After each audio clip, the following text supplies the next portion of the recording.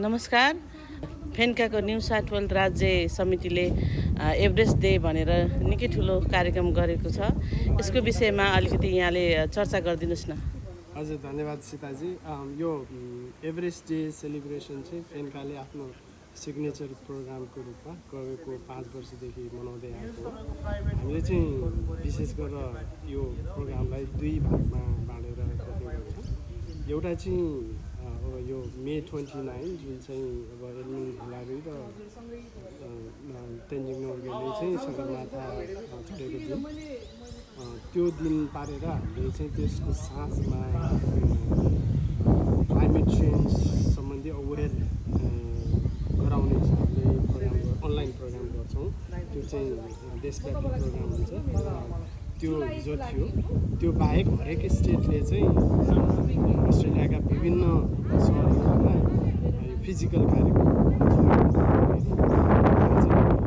त्यही अन्तर्गतको new south वेल्सको जुन स्टेट कोअर्डिनेसन काउन्सिल छ त्यसले चाहिँ न्यू साउथ वेल्समा आजको प्रोग्राम आजको प्रोग्राम चाहिँ क्यापिटल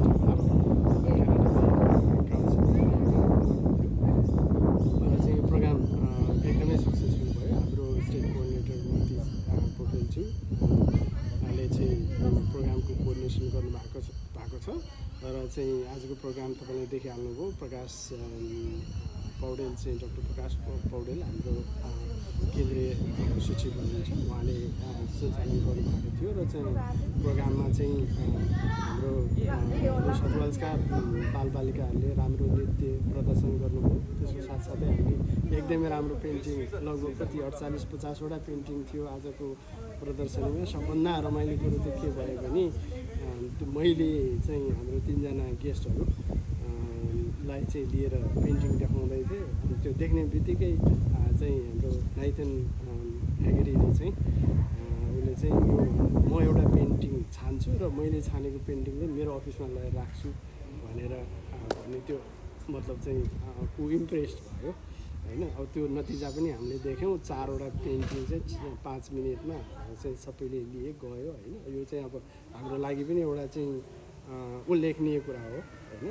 त्यो पेन्टिङहरू चाहिँ मैले हेर्दाखेरि कस्तो थियो भने जुन हाम्रो जुन थियो let's preserve Mount Everest and Himalayan region त्यही हिसाबमा चाहिँ लक्किली अब मैले कुरा गर्दाखेरि मैले 44मा भोट हालेको थिएँ। 44 नै फर्स्ट भयो होइन।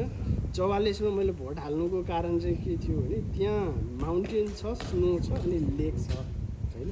अहिलेको माउन्टेन जस्तो हिमालयन रिजनको सबभन्दा ठुलो प्रब्लम भनेकै माउन्टेनबाट चाहिँ स्नो चाहिँ मेल्ट भएर अथवा हिउँ पग्लिएर अनि त्यो लेकहरू बन्ने, अनि त्यो लेकहरू चाहिँ ब्रस्ट भएर चाहिँ बस्तीहरू डुबाउने त्यो किसिमको रिस्क, ठुलो रिस्क भएको हुनाले त्यसको रिप्रेजेन्टेसन देखेर चाहिँ मैले चाहिँ त्यो सेलेक्ट गरेको थिएँ।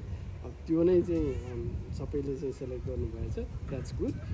त्यो अब हाम्रो मेन उद्देश्य भनेको चाहिँ तपाईँको यो माउन्ट एभरेस्टमा अब मान्छे धेरै जाउन् भन्ने भन्दा पनि मान्छे त्यो टुरिज्मको आफ्नो पार्ट छ।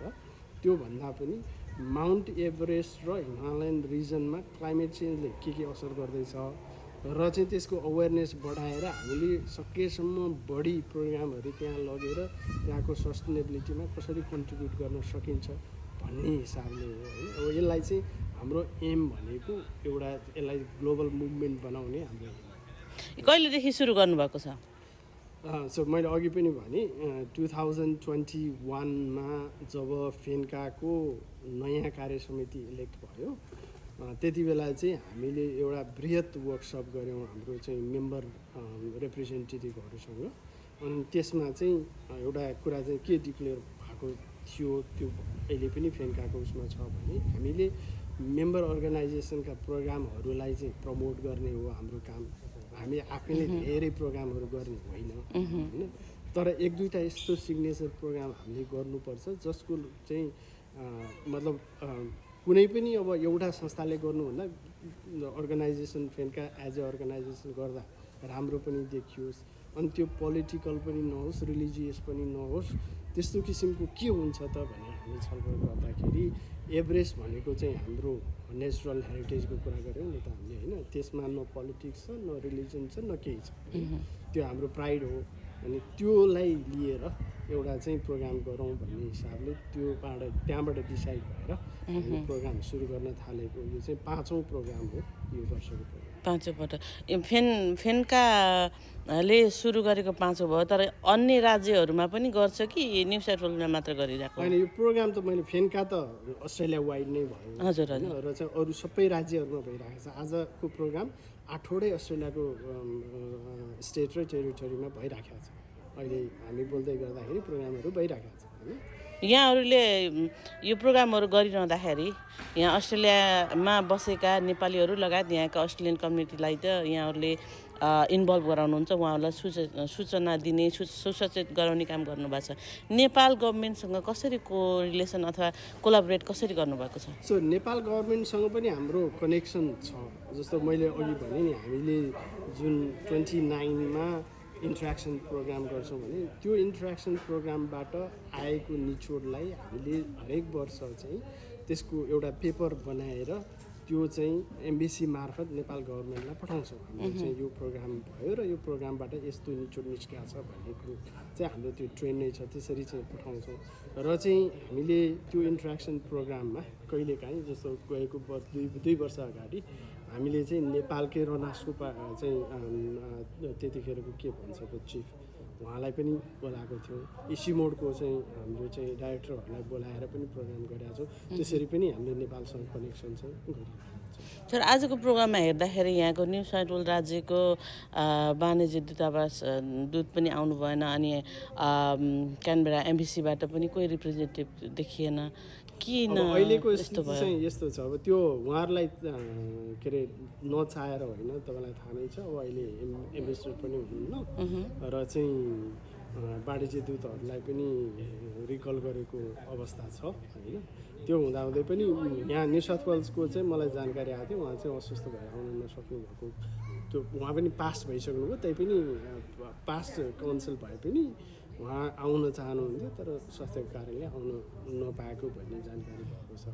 अरू राज्यहरूमा चाहिँ भएका चाहिँ नेपालका के अरे रिप्रेजेन्टेटिभ भनौँ, उहाँहरू चाहिँ सकेसम्म जानुभएको छ। त्यस्तो केही पनि छैन, मतलब त्यो हिसाबले होइन, कनेक्सन छ। तर अब सिचुएसनले गर्दा कहिलेकाहीँ ठ्याक्कै हुँदैन। पोहोर हाम्रो चिफ गेस्ट नै चाहिँ न्यू साउथ वेल्सको कन्सर्न हुनुहुन्थ्यो। हस्, यहाँलाई धेरै धन्यवाद यहाँको विचारको लागि। आगामी दिनमा पनि योभन्दा धेरै राम्रो कार्यक्रमहरू ल्याउनुहोस्। हस्, शुभकामना छ। Thank you.